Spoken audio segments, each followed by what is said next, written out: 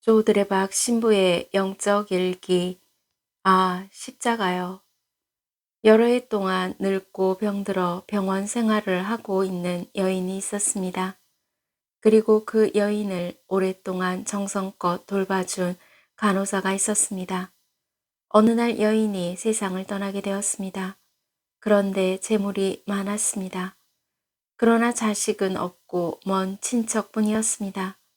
그 여인은 세상을 떠나면서 자기 재산을 먼 친척들에게 골고루 나누어 주었습니다. 그리고 간호사에게는 커다란 십자가 하나만 주었습니다. 간호사는 당연하다고 생각하기도 하였으나 좀 서운하고 섭섭하기도 하였습니다. 그래서 간호사는 그 십자가를 안 보이는 병원 한 구석에 치워놓았습니다. 그것은 별로 귀한 나무로 된 것도 아니었으므로 아무데도 쓸 데가 없었던 것이었습니다. 후 몇 년이 지났습니다. 간호사는 병원을 그만두고 짐을 챙기다가 오래전에 선물로 받았던 그 십자가도 집으로 가지고 갔습니다. 그리고 지난 날에 돌아본 여인을 생각하며 십자가를 가만히 들여다보았습니다. 그 십자가를 손에 들고 자세히 살펴보니 십자가 안에 작은 구멍이 있었습니다. 그곳에 반짝이는 그 무엇을 보았습니다.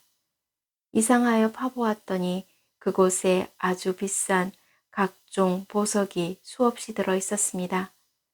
십자가 속에 각종 보물이 들어 있었던 것이었습니다. 십자가요. 아멘.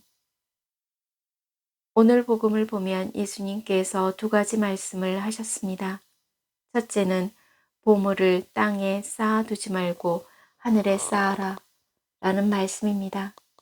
둘째는 눈은 몸의 등불과 같아서 눈이 맑으면 온 몸도 환하고 내 눈이 성하지 않으면 온 몸도 어두울 것이다 라는 말씀입니다.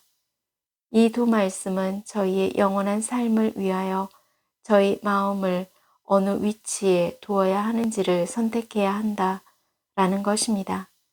당연히 저희의 보물을 쌓아둘 가장 안전한 장소이자 저희의 눈으로 바라보아야 할 곳이 바로 하느님 나라입니다. 그래야 하느님의 나라가 저희의 영원한 삶의 보물이 되는 것입니다. 구약성경 시편 1장 3절 말씀입니다.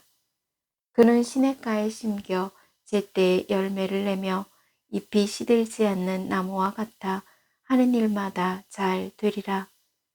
이 말씀을 보면 그가 풍성한 열매를 맺을 수 있던 이유는 시냇가에 나무를 심었기 때문입니다. 반대로 똑같은 나무가 사막에 심어졌다면 메말라 죽었을 것입니다. 나무는 같지만 어디에 심겨 있느냐에 따라서 귀한 보물이 될 수도 있고 불에 태우는 땔감이 될 수도 있는 것입니다.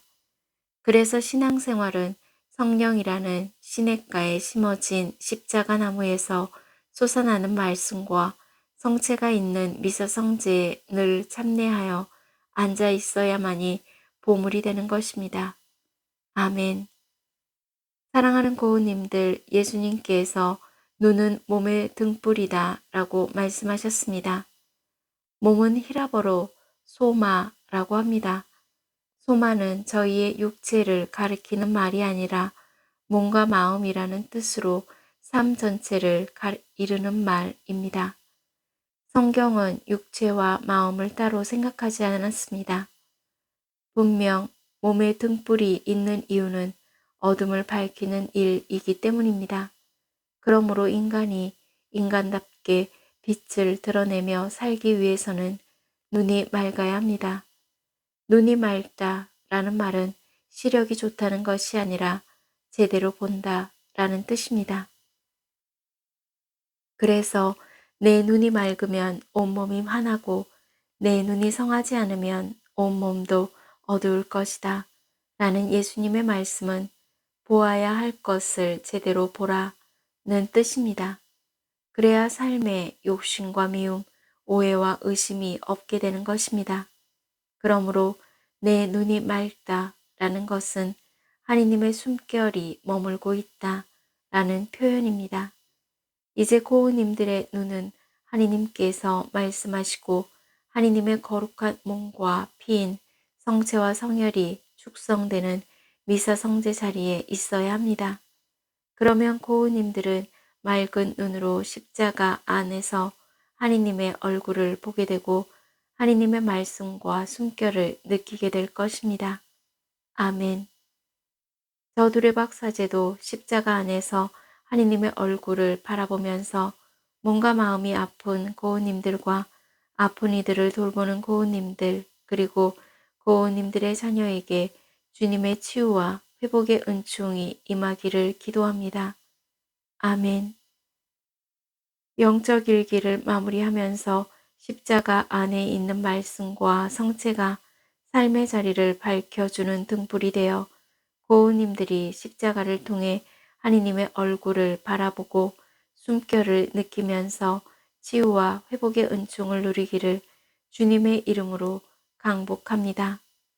아멘.